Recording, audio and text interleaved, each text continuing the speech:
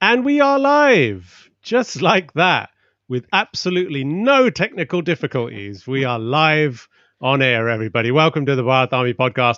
Hope that everybody out there is doing well, wherever you might be in your corners of the world. We are international, and we are talking about cricket, as usual, Indian cricket. And today we're doing our series review of the ODIs, the England-India ODIs that just happened recently.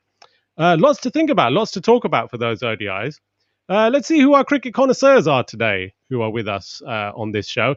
We have Hounslow's favourite son, Amish, back on the podcast. How you doing, Amish? You okay? Very well, thank you. Thank you for having me again. It's a pleasure. Pleasure to have you, as always. We've got Rav joining us again. How's it going, Rav? Yeah, they're really good to be here. I can't believe we've got 3 trophies, so it's been a good few weeks. The treble. The only treble that matters, eh? We've also got Rax, the founder of the Bharat Army. How's it going, Rax? You all right? Yeah, good. How are you? Yep, very well, thanks. Very well. So, guys, let's get into talking about the ODI series that happened. I think we need to, first of all, discuss, kind of how we think that the series went for all of us. So, Rax, let's begin with you. How do you think that everything went for the ODI series that just happened? Just, kind of your general thoughts. I think if you look at sort of what we've learned from the series, I think we've come away from this series probably learning a little bit more about the depth of our squad from an ODI perspective. I think, we played without Jasprit Bumrah, we played without Ravi Jadeja, we played without Mohammad Shami, right? And if you look at those key 3 players that normally would walk into, our first 11. The fact that we beat a pretty impressive England side without those players says that we've got depth, in our squad, right? So I think first things first for me, I wasn't really concentrating that much on the result, the outcome of the series. For me, it was more a case of what can we learn about, the depth of our squad? Are there any new players that could put their hand up, with the run up to the World Cup in 2023? Can we give them a good 30, 40 ODIs to prove themselves over a longer period of time? And I think actually even though we won the series, we walk away from the series probably a few more questions, but good questions to be answered, if that makes sense. More confused, says Amish. Amish, what do you think about this ODI series that just happened recently? Your general overall thoughts? My general overall thoughts. So good series, satisfying results, interesting performances. Like Rax said, I think that we've probably walked away with a few more questions, but good questions to have, a good position to be in. The big debates are evident about what is the right template for teams to use, and I think that's just going to be an ongoing discussion leading up to the World Cup. I think Shikhar Dhawan coming in was an interesting move, and him performing as well as he did. Kind of questioning India's strategy there, but he answered all his critics over in the last few months. It's been interesting. Indeed, yeah, interesting times ahead. Rav, what are your thoughts on the ODI series that just happened? I think India went into it of the 3 series. I think obviously we've had the Test series that was important to get into the World Test Championship final. We've got the T20s, which was really, really good warm up for a major ICC tournament. And I think this was really, in all likelihood, the 3rd most important of the 3 series. But I still think we learned a lot from it, because I think in the absence of spin bowling, in particular, that we've had for the last 2 years, I thought we learned a lot about kind of bowling in the middle overs. I also felt in the final game we learned a new approach, which obviously we're going to talk about. So I think it gave us the tools to be able to use the next 2 years wisely in prep for 2023. Indeed, yeah. So lots to think about, as I mentioned, during this ODI series. So let's go back to Rax for a minute, because I want to get us talking about one of the main topics that we've been talking about on this ODI series, and that is India's batting and our approach to the 50-over game. There's been many people who are obviously waxing lyrical about England, and just what an amazing batting team they are and how good they are, and all of that type of stuff. Now, when you compare us to England, it's not exactly, the same template. It's not the same methodology, let's say. So what do you make about India's kind of approach to ODI cricket and comparing it to to the mighty England, the world champions? Look, there's obviously been a lot of conversations around, the kind of intent that England show throughout the 50 overs and how that makes a big contribution to them winning matches and scoring at a high strike rate and putting on big runs, right? But we had some discussions on our forums about, templates that different teams adopt, as part of their strategy, right? And I think, from my perspective, I think, India, if you look at the sort of performances in bilateral matches and ICC tournaments, they've had a certain template that they've sort of operated with for a long time now, right? Which is to be fairly conservative in the first few overs, to conserve wickets and then finish big, right?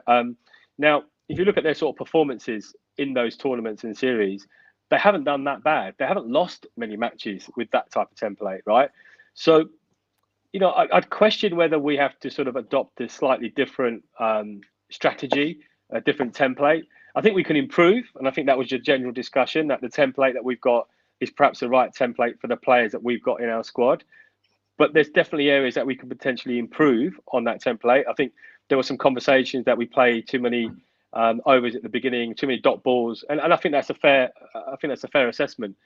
But I don't think we need to change our strategy to sort of, be probably as aggressive as England are for their sort of strategy, so to speak, their template. And I think, we've got to play to our strengths. We've got to look at the players that we've got, and we've got to adopt a model which works for us. And I think that's what we have been doing. And I'm hoping that we stick to that, albeit that we kind of improve in the areas that we need to improve.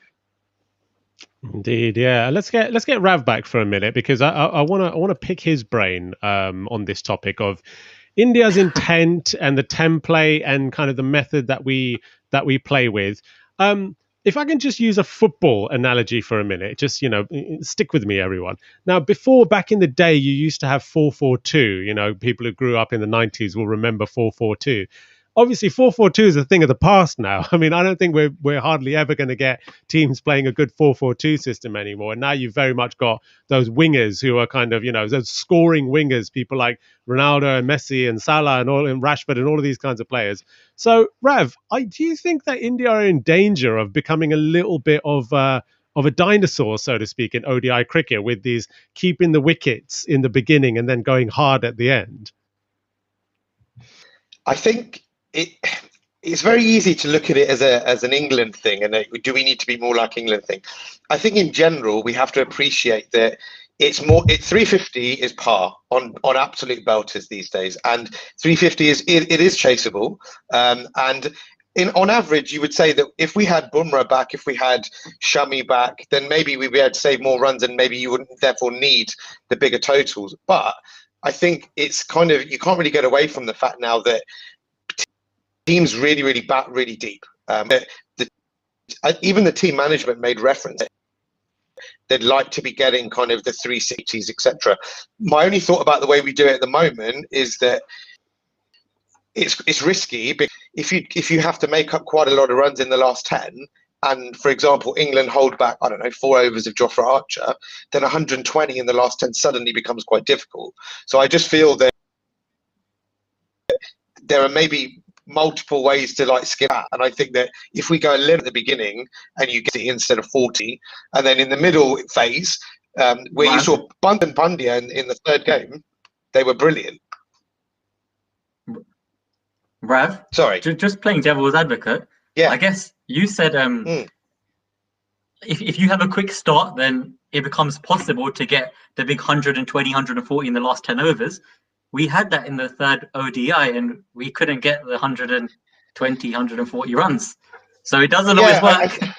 It doesn't always work. But one thing I'll say is that was the first time we tried it. And even in the first game, when we got 100, we got in the beginning with Krunal Pandya, it relied on a debutant's really good innings to get us there in the first place in the old method. So I just think we've got to stick with this, because I think there's ways of doing it and ensuring that we get the big totals. So the thing is, right, I think that is heavily reliant on you having wickets in hand, because even on the third ODI, we still batted up to number 8, number 9, I think it was, which is batting deep. And the risk is 25 overs gone, we were 4 wickets down. So to expect your next 5 batsmen to last 25 overs is a challenge. Yeah, right? no, So, like, yeah, it is. It is. The only thing I'll say is that I think in bilateral cricket, I think the way we bat at the moment, the old method is probably fine because most teams don't really beat that. In an ICC, if it's a World Cup final, then I want the extra 20, 30 runs because but that's what's gonna okay. it's gonna make me win the game, right? So, mate, if we think back to the World Cup, which we keep going back to, Do we have to? our cricket was not. Our cricket wasn't. It was still the dated cricket, as you call it, but other than that game, I still think we played the best cricket in the tournament. Everyone hyped India to be favourites, whether we thought we were or not. We played brilliant cricket up to that semi-final, and that was playing the type of cricket where it doesn't have to be 3, 4, 4.5 and over.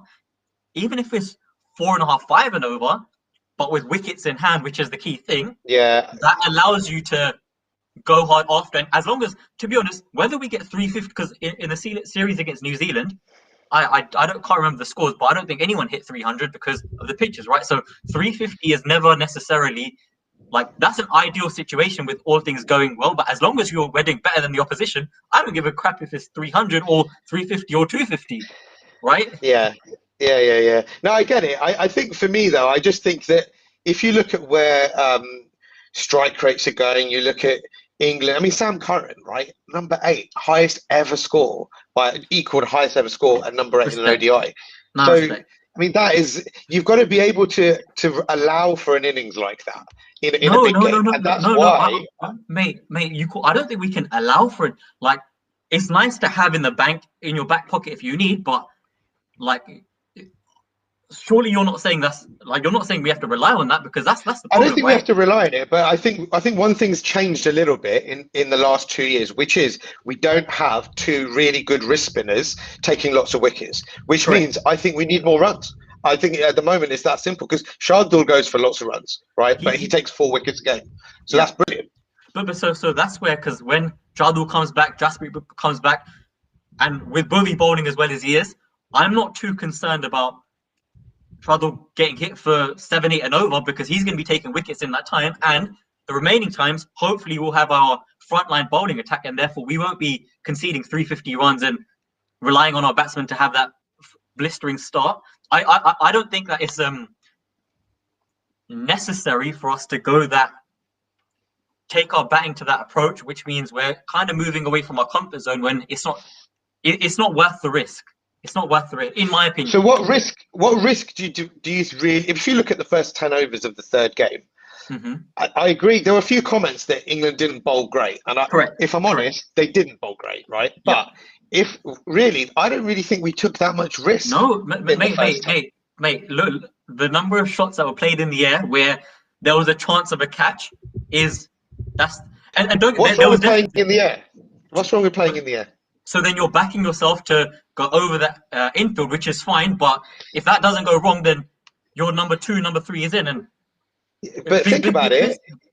If you look back at kind of, I don't know. Look, in the 90s, I remember we always used to say you make use of the first 15 overs because that was the fielding restrictions. You say that's why Jayasri, go over the top. So really, what's changed with that?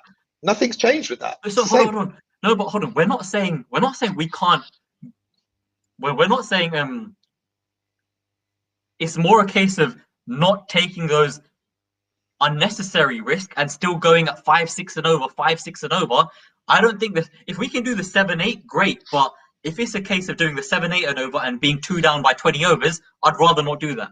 I'd rather give ourselves a platform of 5, 6 and over and have wickets in hand. So when my number 5, 6, 7 come in, they've got 15, 20 overs or to be honest, even 15 overs, 5, 6, 7, and that's it. That's enough for them to do damage. Yeah, I think we're probably not disagreeing on too much. I think it's just a case of finding the balance between risk reward. Because if you said to me that you're going at 38 runs in the first 10 overs, which is what happened in the first game, agreed. That's too slow, right? Yeah. So, no, I agree with that. So if they went to 60. And therefore, then they've built on that platform. That's fine, because I think what they've learned is that really they don't have to take silly. England their batsmen aren't as good as ours, so they have to take more risks. You know, they tend to go for take more risks. Their batsmen aren't as good as ours. What are you on about? Not technically. They've Not technically. 181 scoring team, not as good as ours. I'll never accept that. They just out hit people. They just out hit people. I mean, that's all they do. That is their approach to ODI cricket. Really, is just to out hit and outgun people. I want to talk about one more thing. We just had a comment coming a little while ago from Ranbir, who said our batting team is excellent, but we are missing quality spinners.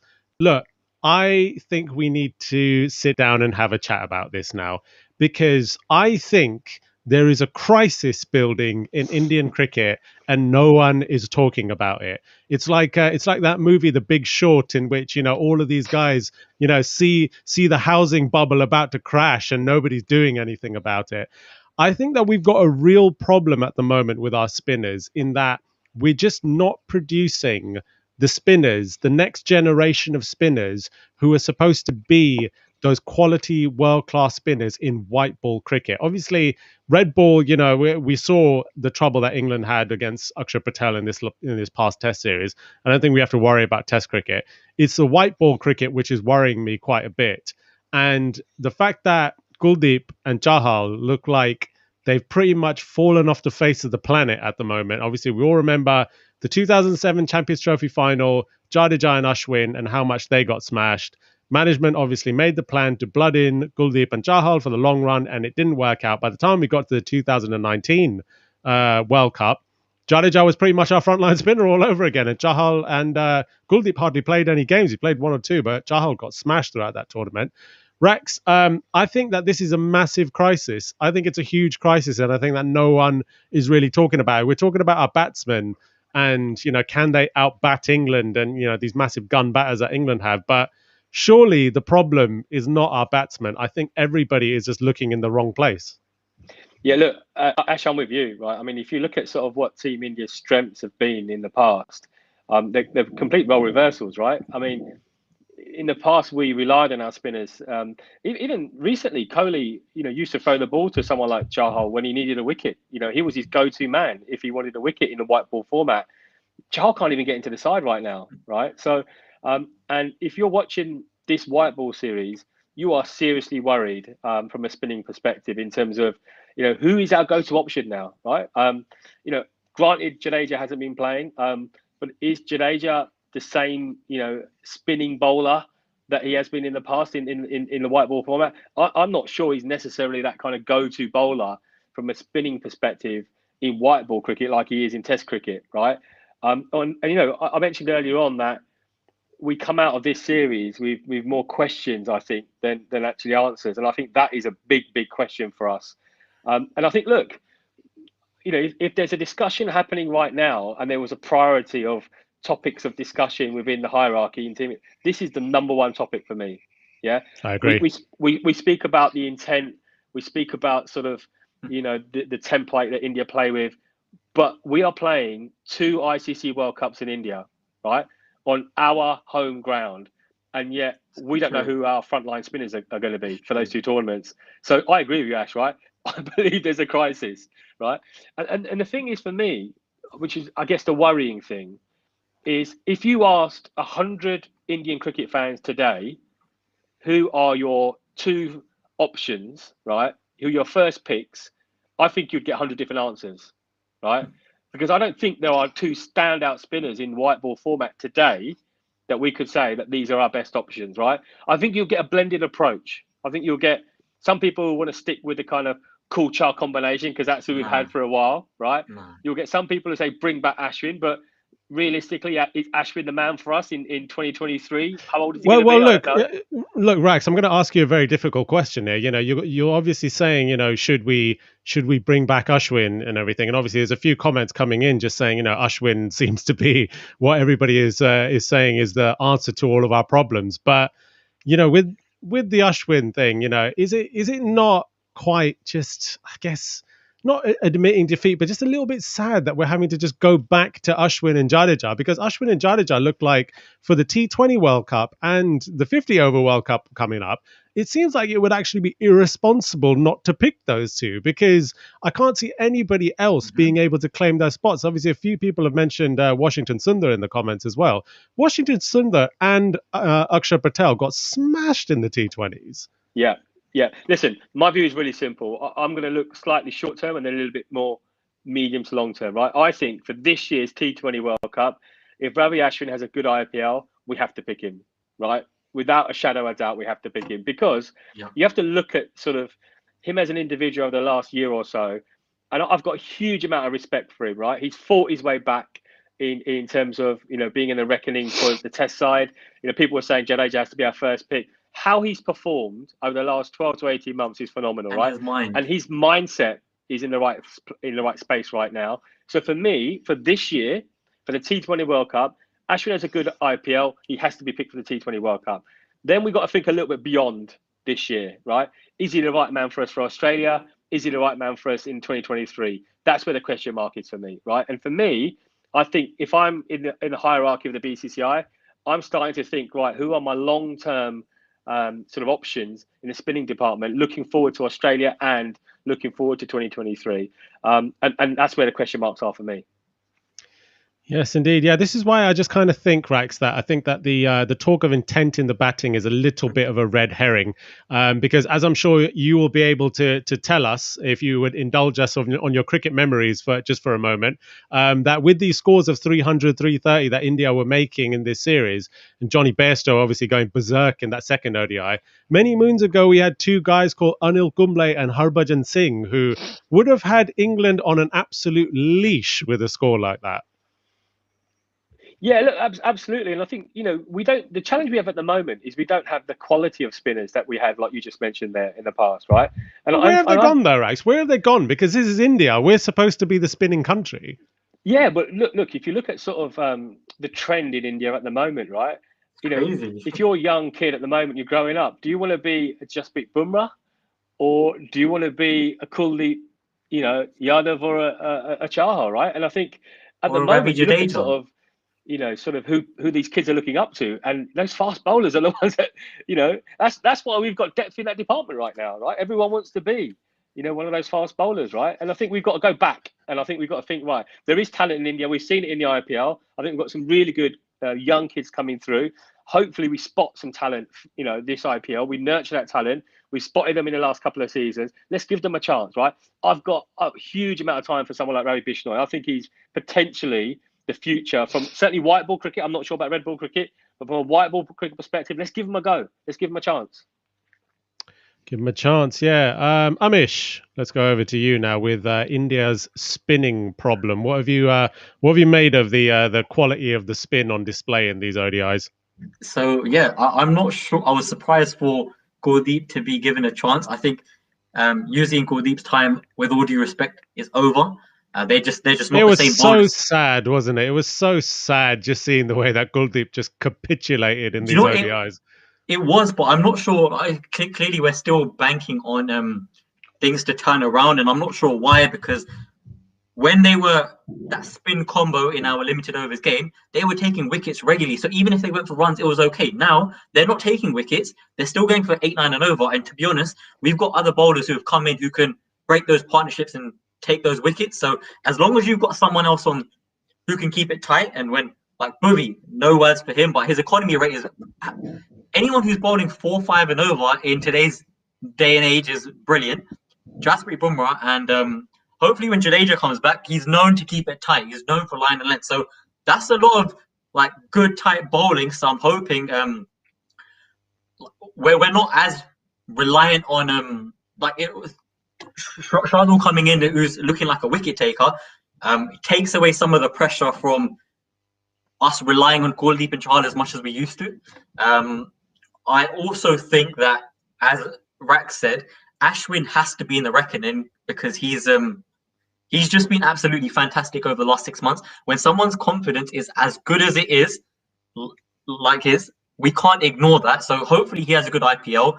I agree. I don't know how long they're going to last for the World Cup, but Jadeja and Ashwin together, I think that's depth for the 2021. Jadeja's fielding, gun player, brilliant. Ashwin, fielding wise, is the only thing that's probably letting him down. But I think in 2020, right, it's all about calculated risks and working things out. And Ashwin's bloody Einstein in there, so I'm sure he's going to have I'm sure he'll have a lot to offer, which we don't have elsewhere. But I wouldn't say we're going to them because they're the best. Like, we don't have anyone else. I think they're good enough to still play. So credit to them. Yeah. Let's get Rav on that topic. Rav, obviously you were there on the Champions Trophy 2017 final. Mm-hmm. Looked like it might have been the last of Ashwin and Jadeja that we saw that day. But as Amish is saying just there, is it really just a case with Ashwin and Jadeja that maybe just it's the cream rising to the top? I think clearly that they are class players across formats, and I think that with Ashwin, I always felt that it was always about him getting himself fully fit and potentially dropping a little bit of weight. And I think that if you look at how he performed in Australia on the 2 tours that we've won, first time he didn't finish the series. He wasn't terribly fit. Had problems in England with his hip, etc. And I just feel that he's in a position now where he knows his game inside out. He's a very, very clever cricketer. If I'm honest, if there was no Virat Kohli as captain of the Test side, I'd probably give him the captaincy because he's that intelligent and that smart. And he's a thinking cricketer. He's not, we've got to remember he came from a very high performing Chennai Super Kings IPL winning side. So he is somebody who understands white ball cricket very, very well. And I take the point about his fielding and his fitness, but you can maybe hide one player in the field.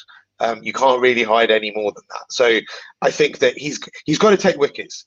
And the thing with Ashwin is he is a wicket taker, and it gives India many options. Shardul was brilliant because he made sure that we didn't really miss having 10, 20 overs of spin in the game. But you can't rely on that long term. You really do need a spinner in the middle overs. And I felt that we've got many options, but Ashwin feels like a really good one. Jadeja's a very good option. He just doesn't take many wickets anymore in white ball cricket. But Ralph, him not taking wickets, I don't think that's the worst thing, especially when now 6, 7, and like him keeping it tight, I think has become more important because the rate that guys are scoring at, like England. So him keeping on tight on one end, I think is still so valuable. And that's when hopefully he can set it up with someone on the other end, like Shardul, to come in and do what he does best. Yeah, absolutely. I think in general, even if you look back, like Krunal Pandya played the one days, I wouldn't say he's a 10 overs spinner. I wouldn't say he's someone who could bowl. Yeah, he's. I mean, at best, he's a 4 over spinner sometimes in the IPL, and even then, it doesn't always happen. So, 10 overs is a real push. But I think if you look at the other spinners coming through, you've got Varun Chakravarti, you've got Tawatia, maybe Bishnoi, as Rak said. So there was Rahul Chahar, who was in the T20s as well. Yeah, he's pretty good. You've got Shreyas Gopal from. Guys, do you think? Just seeing that comment on Krunal Pandya, do you think he can make our one-day team for the World Cup? Do you think he's a good enough spinner for us to rely on as a full-time bowler? Yeah. Not in 10 overs. Yeah. No. But then can we have 2 Pandyas who we're not going to get 10 overs from either one of them? Well, you've obviously got Shardul, aren't you? But I doubt you'll play 2 fast bowling all-rounders in Asia. That's the only thing. Well, I tell you what. Speaking of fast bowlers, I'll bring Rax back in a second for this one, because obviously this is probably not going to be the fast bowling lineup. I think we all kind of have assumed that, which is going to be playing in a T20 World Cup or even a 50 over World Cup. But there is one fast bowler, the diamond in the rough in that pack, and Bhuvaneshwar Kumar is just head and shoulders above all the rest of them at the moment. Obviously, we didn't have Jasprit Bumrah playing in this ODI series, but we have a lot of hopes for Natarajan. We all kind of assume that Natarajan is going to be a long-term white ball bowler, but Rax, Bhuvaneshwar Kumar was just miles ahead of even Natarajan in this series. Yeah. And listen, for me, I guess like many India cricket fans, when we were in Australia and watching kind of our bench strength, help us win that series out in Australia. I know it was the red ball format, but even in the white ball games, right? You kind of almost forgot about Bhuvi and thinking that where does he even fit into this side anymore, right? And I was one of them. I have to be honest, right? I was thinking, do you know what? We've got some serious talent that we can leave out bowlers like Bhuvi, right? Or obviously because he was injured, and you think, where's he going to fit in? And so when he was picked for these white ball matches, I was actually a bit concerned, if I'm brutally honest, that is that lineup strong enough to help us win these series, right? But the way he bowled, and let's just remember, he's been out injured, for a while, right? Yeah, for he's a been long plagued while. with injuries for a large portion of his career. Massively, right? And even before, this series started, I wouldn't have picked him as, my frontline seamer, right?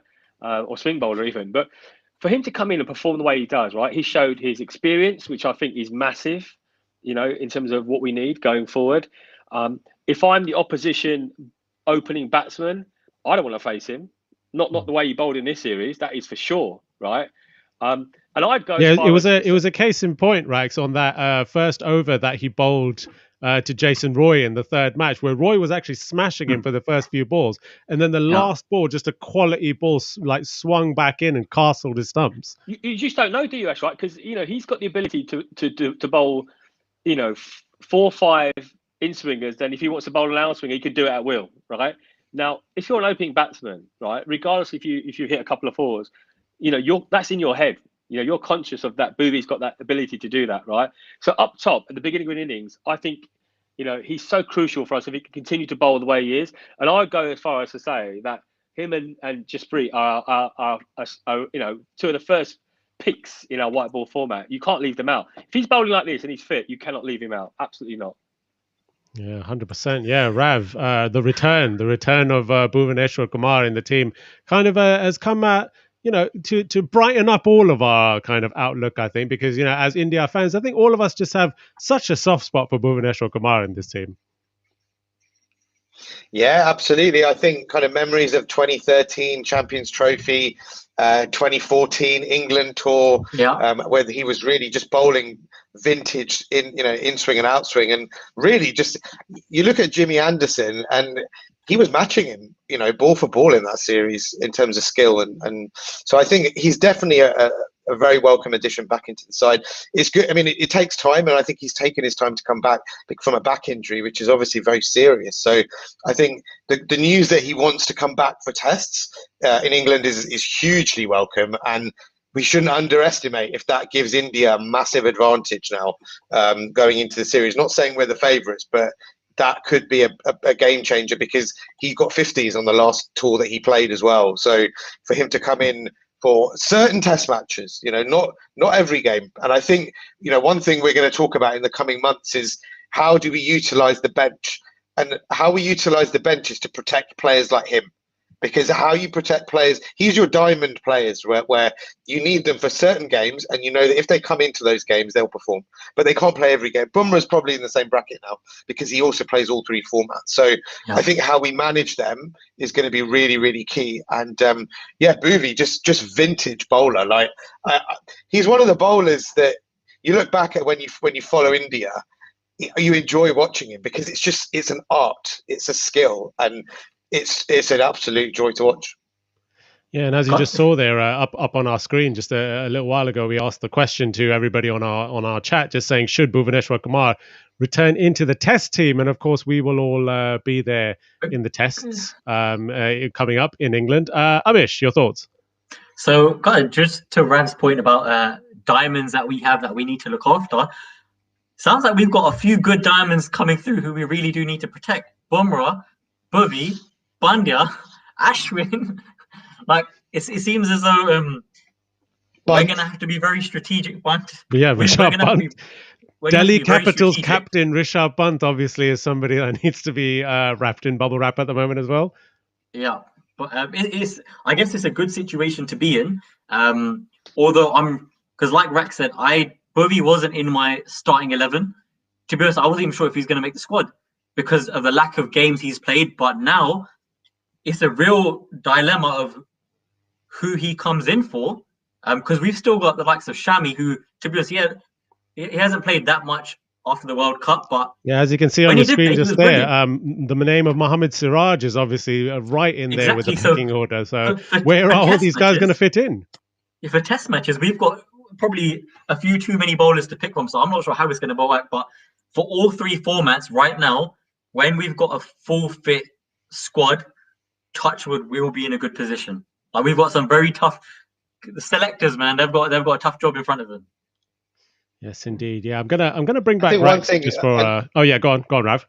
I was going to make one point just on 6 test matches this year in England means we need to rotate and we need to keep fresh legs on the park. And I think that if you look at what happened in Australia, look at Mitchell Starc by the Gabba test match. He was absolutely exhausted.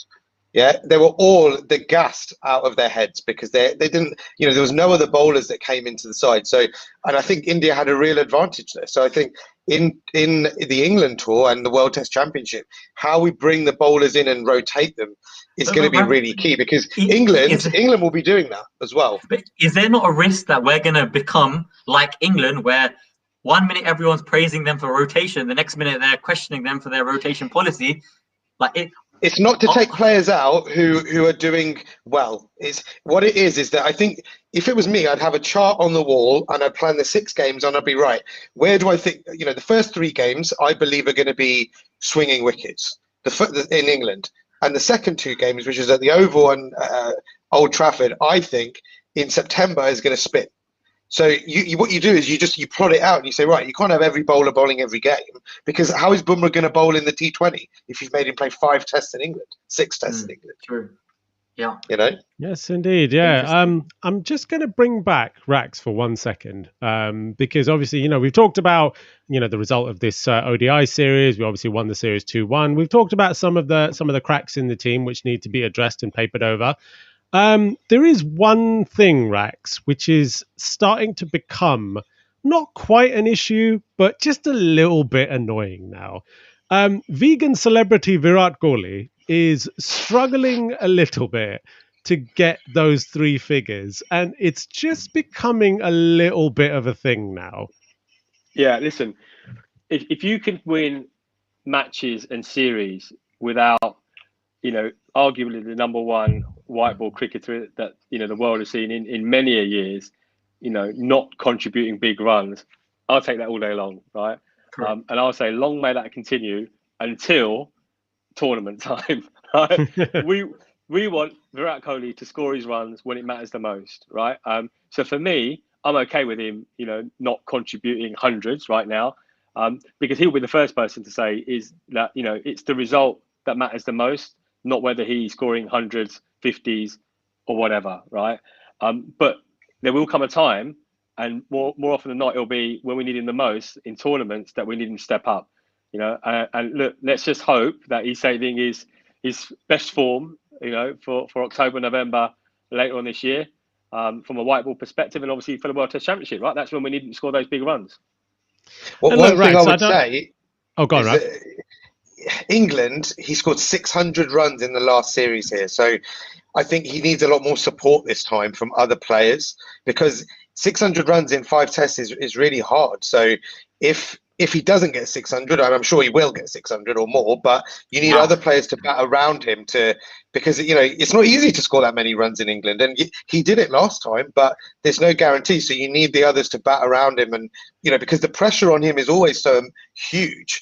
Especially in overseas series. So obviously now with the new openers and Rohit, Pujara, obviously Rahane, they've got to give him the support, because if they support him, we will win in England. 100%. So Rav, do you think in the last 6 months / let's just say last 18 months actually, from the World Cup, start of the World Cup, has he been supported?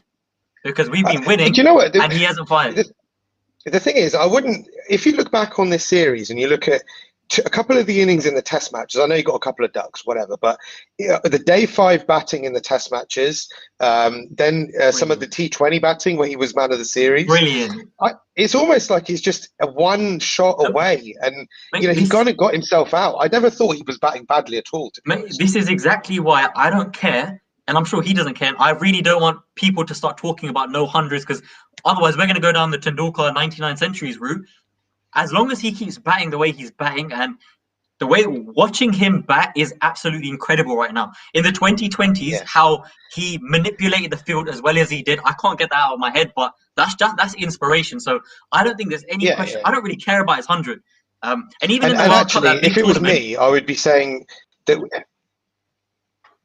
Yeah, sorry, I was going to say that I think it's about hundreds anymore in one-day cricket. I think it's about the side getting to massive totals, and I think we need to move away from the whole 100 thing. Well, Rav, look, let me say one thing though. I don't want to rain on anybody's parade here. We're obviously right on to Virat Kohli here, saying we back him all the way. He is undisputed best batsman of this generation. Absolutely, do not disagree with that at all. If I, however, was Joe Root and I was taking on India in a test series in England, I know that the first name down on my team sheet in a test match playing against India, no matter what the conditions are, is going to be Adil Rashid. Because Adil Rashid literally made Kohli his bunny in this series. I don't know what is going on with Adil Rashid bowling to Virat Kohli, but there's something about Adil Rashid which is really thwarting Kohli at the moment. Yeah, Ash, I'll just make a point though, right? Remember the series in England when Jimmy Anderson had Virat Kohli in his pocket, right? What did Virat Kohli go and do?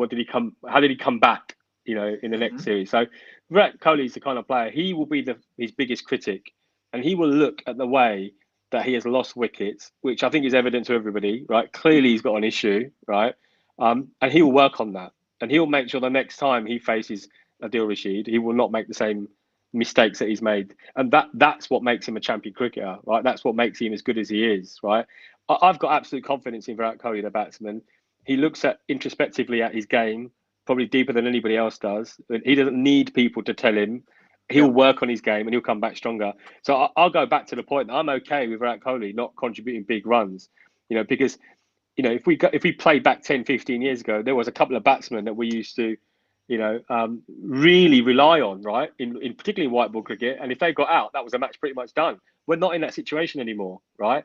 So if we can win matches and series against, number one teams in the world without your best batsman scoring, I'm absolutely happy with that, right? Let him work on his game. Let his form come later on in the year when we need him. And his class will shine. He'll come through. I'm confident. But see, I don't think it's even about him being out of form. He's not out of form because he's still playing brilliantly when you watch him bat. And what one of the points of Rax you made earlier was him stepping up for the big tournaments. World Cup 2019, he got 4 550s on the trot, and he made it look so easy. So despite the fact he didn't get 100, he still played a pivotal role. He's probably his biggest critic, but I don't think he's been playing badly. That's just looking for headlines right now. Yes, indeed. Virat Kohli, the century saga continues. Like Rax said, though, obviously he's going to work on his game. He's going to change his game like he did after that series in England in which, James Anderson pretty much had him in his pocket. And of course, we all know what he did to get back into form. He changed his diet. Go vegan, everyone. So in closing, let's kind of, talk about the elephant in the room ever so slightly. Just touch on this a little bit. Obviously, Rax, IPL is just around the corner. Obviously, we are here, to talk about the ODI series, which we've talked about. But just give us your prediction. Is anybody beating Mumbai Indians this year? No, I'm a Mumbaiker, right? Mumbai Indians till I die. Fair enough. All right, that's his prediction done then. Rav, IPL coming up. Anything you're looking forward to? Predictions, anything like that? I think maybe a renaming of Punjab to Punjab Kings may give them a little bit more luck and hopefully go all the way. But I think I said this in the forum earlier that 2021, I just think it's Rishabh Pant's year. So I think Delhi Capitals are my pick for the IPL. I know missing Iyer is massive, but I just think the Pant factor is gonna be a bit big over the IPL this year. So Delhi Capitals. Indeed, yeah. Amish, IPL, any highlights, predictions? So, no, I guess my two thoughts are, one, just thinking who's going to put a spanner in the works for more selection problems for India. And two, I actually hope that Mahi has a brilliant IPL. Who? I just want Mahi has a brilliant IPL. I guess that's where... Who's that? Excuse me, mate. Don't be disrespectful. Who are you talking about? Watch your language. Watch your language. Like, he has to... Like, please, I just want Dhoni to do well. If that is his last IPL, then, yeah, man, like, that's it. Yes, indeed. Perhaps, yeah, look, we've even got comments coming in. I think CSK want to give Mahendra Singh Dhoni a fitting farewell by lifting the cup. Smart guy. Wasn't that supposed to be last year, though, that he was supposed to have a fitting ending and lifting the cup? Who knows? Well, anyway, Rishabh Pant, Delhi Capitals captain, obviously, coming back into it. So who knows? Anything could happen between now and the IPL. My highlight, of course, is, just letting the children play for the IPL trophy until Gujarat Lions make their return, whenever that might be, next year or whatever it might be. Well, that's all the time that we have, everybody. Thank you for joining us on this show. We've had a lot of fun discussing this. A lot of fun talking about India winning the England series 2-1 in the ODIs.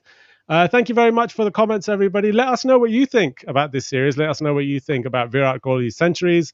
Let us know what you think about India's batting strategy and the spin situation, which will keep being a debate for a long time to come.